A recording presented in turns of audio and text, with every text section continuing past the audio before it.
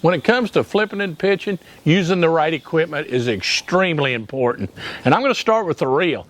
I've been in product design with sponsors for a lot of years, and I helped in the design of this reel. It's the Ardent F700, designed strictly for flipping and pitching. It's got a narrow spool so you don't waste a whole bunch of line. It's got a little peg that you tie to when you fill it up.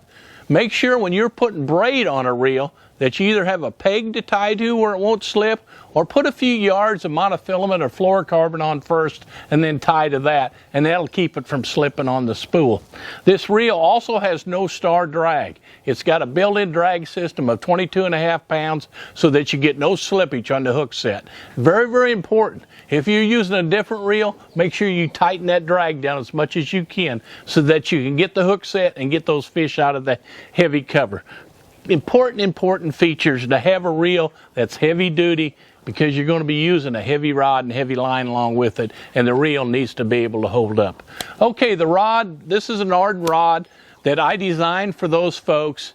The most popular length is a 7/6 flipping rod. Some guys, when they come to pitching, they like a little bit shorter rod. I've got a 7/5 pitching rod. I've also got a 7/10 heavy duty flipping rod for when I'm flipping pneumatic grass for great big bass. So the bottom line is find a rod that works for you. And if you're a little guy, you probably don't want a real long rod, but always make sure when you're flipping and pitching that that rod is at least 7 foot long so that you can get the leverage and you can do the techniques correctly.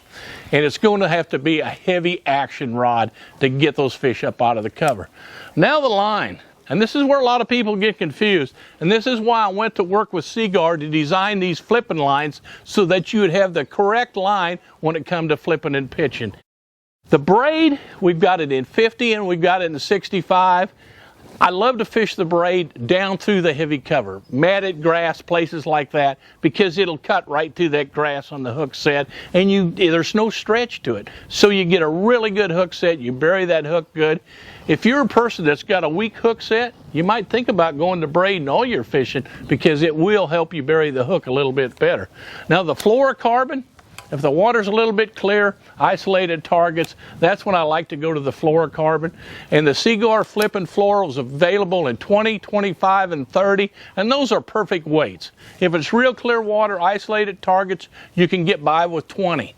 If the cover's pretty dense, move on up to 25. And if the water's a little bit dirty, jump up to 30. You're never going to have to worry about breaking off a fish. And that's very important, because the biggest mistakes that happen in flipping and pitching are involved with your line. Either using the wrong line for the wrong situation, using too light a line, not taking the time to retie. So keep all those things in mind, and you will become a better fisherman.